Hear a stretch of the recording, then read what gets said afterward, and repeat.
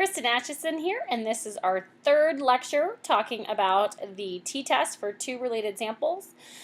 We are going to go over a little bit of a practice, and we're also going to talk about a little bit more about the t-test for related samples itself. So as a reminder, for related samples, we need these numbers that we're comparing to be related or correlated in some way. This can be repeated measures, so this can be where we have a within subject's design. It can also be matched samples. Remember, we've created a relationship between those two groups when we match, okay? So again, we can have either repeated measures or matched samples designs to be used with this related samples t-test. These are really statistically equivalent methods to the things that we've done before, especially your one sample t-test from 3510, but it's very, very similar to the independent groups t-test we just did as well. However, what's going to be different is we're going to use a different number of subjects.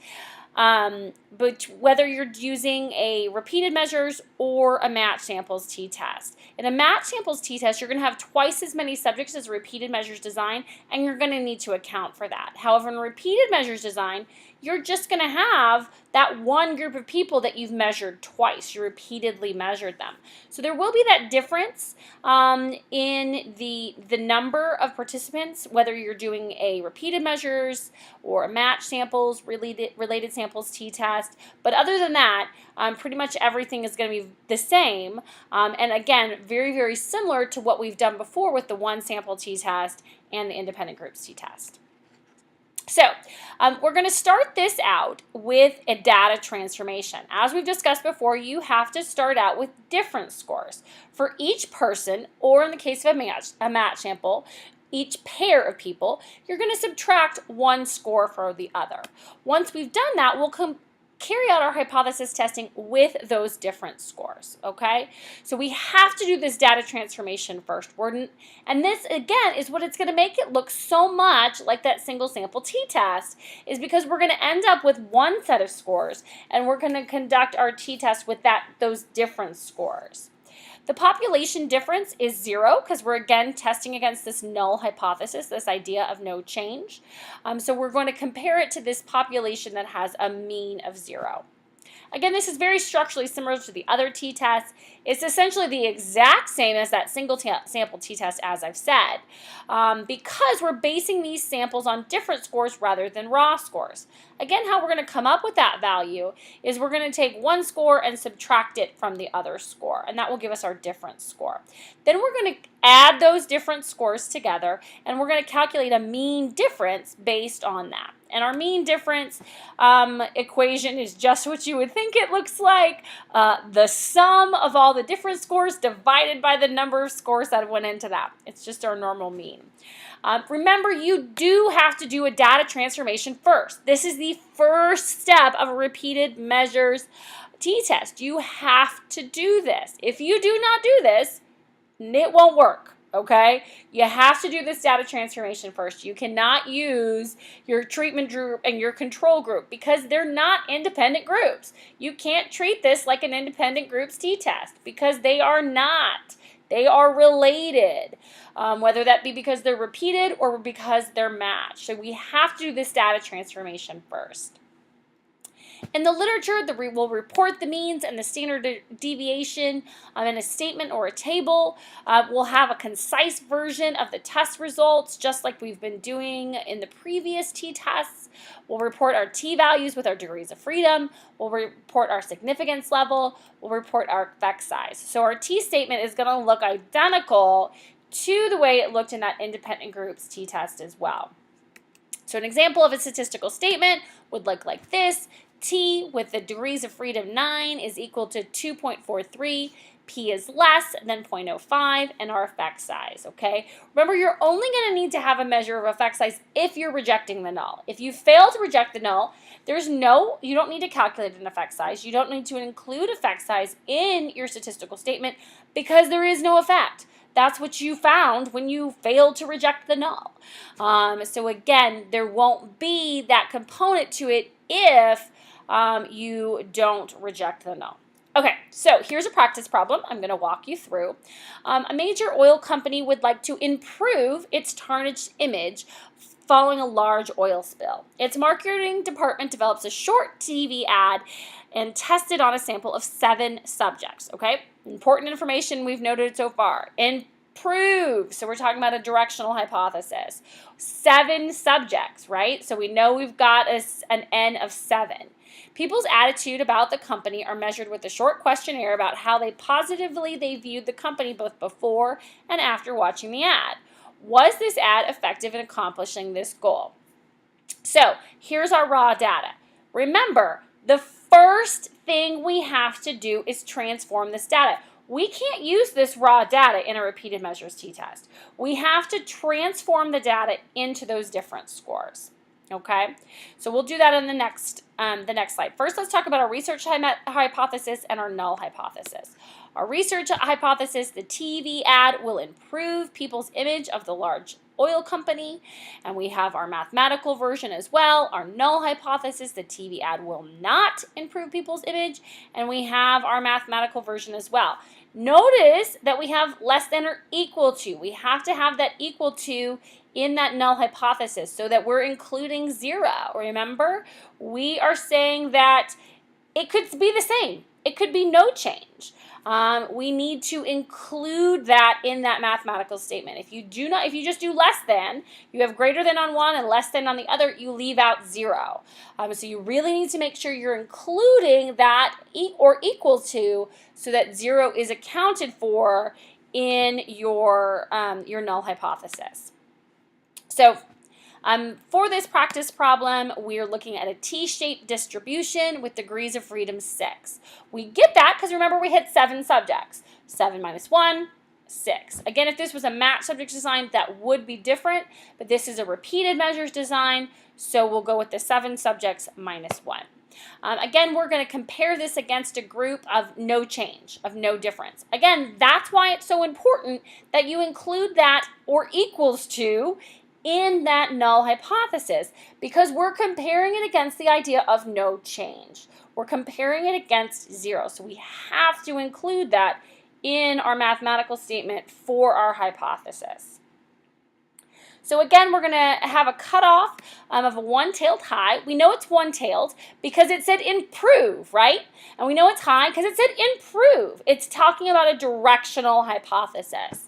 Our p-value is 0.05. You were given that. We'll look that up in the table, and we'll find our t-critical at 1.943. Okay. So here's the data again. Here's the little synopsis of the study again. Remember, the first thing we have to do is transform this data. We cannot use this data the way it is. So we're going to say, well, what's 15 minus 15? We get 0. What is 11 minus 13? Negative 2, and etc., etc., etc. Once we have those difference scores, we are not going to use this raw data for anything else. We are done with it. You can cross it out. You can delete it. You can get rid of it. It doesn't matter because the difference scores are what we're going to use to calculate this t-statistic. The difference scores are what you're going to calculate that mean on, the mean difference. You're going to add those values together and calculate that mean. You're not going to calculate a mean for before, and you're not going to calculate a mean for after. You're just going to calculate that mean based on these difference scores. And using those difference scores is where we're going to go and calculate our sums of square as well. So we have our difference scores, we have our mean difference of 3. Using our traditional table format for calculating sums of squared, we'll subtract each score minus the mean, and we have those values here. We'll square each of those values here, and we'll add them together. So we have our sums of square difference scores, and we have our mean difference score. So now we have, with that sums of squared, we can estimate the variance. These formulas are identical. If you notice, the only thing different is one says degrees of freedom, the other one gives you the formula for degrees of freedom. So they're exactly the same.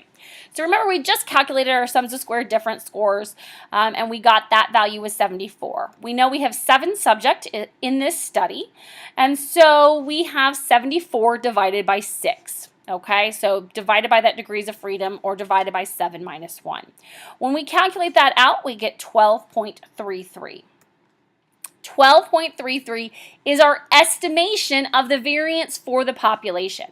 Remember, we do not know anything about the variance of the population. We're making inferences using this inferential statistic based on the sample. That's what we're doing here. We're estimating the variance. So 12.33 is our estimation of the variance for the population. And we're going to use that in our t-statistic. So now that we have this estimate of the population, we need to estimate the standard error of the distribution of means. We'll use that using our formula where we take that estimated variance divided by the number of people in the group and take the square root of that value. So 12.33 divided by 7, we'll take the square root of that value and we get 1.33. Again, I know I'm going through this a little bit quickly, but this is our second practice problem that I'm walking you through, and there's going to be a third where I'll hand calculate everything so you can see how it's done. So we have our t-value is going to be 2.26. We knew our mean difference was 3 from the very beginning. And we had our estimated standard error of 1.33. So 3 divided by 1.33 is equal to 2.26. So we're going to be able to reject the null and support our research hypothesis because that is inside that cutoff value that we had. So we'll write our APA findings, we'll restate that hypothesis, the mean difference, and the t-statement. The ad improved an oil company's image. Mean difference of 3, t degrees of freedom 6 is equal to 2.26, p is equal to 0.05. Now what are we missing here? There's something that's not in this statistical statement that we need. It's our measure of effect size. Because remember, if we are able to reject the null, we do have an effect we're reporting. We need to report a measure of effect size. Again, we have two different ways we can do that. We can do Cohen's d, or we can use r square. I'm going to use Cohen's d here. Remember, we've already calculated that the estimated for the variance was 12.33 and our mean difference was 3. So we need to get that S by itself. If you look at the Cohen's d formula, it doesn't say variance, it says standard deviation. So we need to take the square root of that variance of 12.33. And when we do that, we get 3.51. So we'll take our negative 3, and we'll divide it by 3.51. That gives us d of negative 0.85. Remember, we ignore the sign when we're deciding whether this is small, medium, or large. So this is going to be a large effect size because it's closest to that 0.8. And again, that negative is we don't pay attention to the sign when we're determining whether it's a small, medium, or large effect size. So I know I sped through that pretty quickly. Again, we do have a third practice problem that I'll walk you through as well, and that will be hand calculated. So to finish this up, I want to talk a little bit about variability as a measure of consistency. Now, I know that doesn't seem to make any sense. Variability, consistency, those seem like opposite terms. But when a treatment has a consistent effect, those different scores will cluster together and variability will be low. So we can look at our variability in a repeated measures t-test and those different scores and see how consistent our treatment effect is. When our treatment effect is inconsistent, different scores are going to be more scattered around and variability is going to be high. So our treatment effect may be significant when variability is low, but not when variability is high. So here's an example. Here we're getting our mean difference of negative 2. Everybody's fairly close together here. We have an estimated standard deviation of 2, so we're not too spread out. Everybody's kind of clustered here together. So this would be a consistent difference effect. This would be a consistent effect in the data, okay? Everybody's clustered together. We have low variability. Now this is what inconsistent difference scores will look like. They're all over the map. We go from positive 5 all the way down to negative 11. We have the exact same same mean difference as we had here. Look, mean difference -2, mean difference -2. So for both of these situations, we have the exact same numerator for our t-statistic. The difference is we're going to have very different variability. We have very different noise in these two.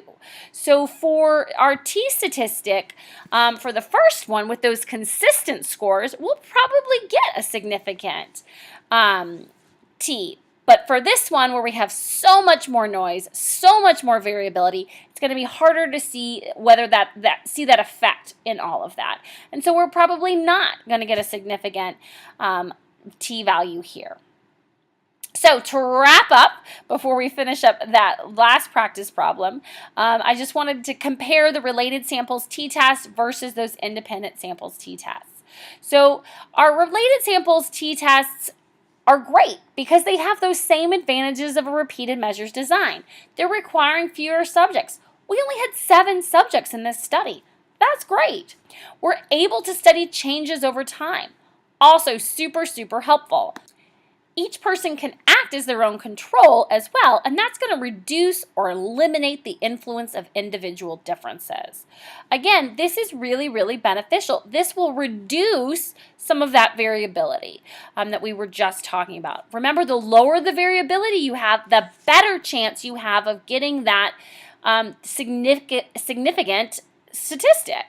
So the lower the variability, the better chance you have of that effect being significant. So by removing these individual differences or eliminating these individual differences, again, that's a more sensitive experiment.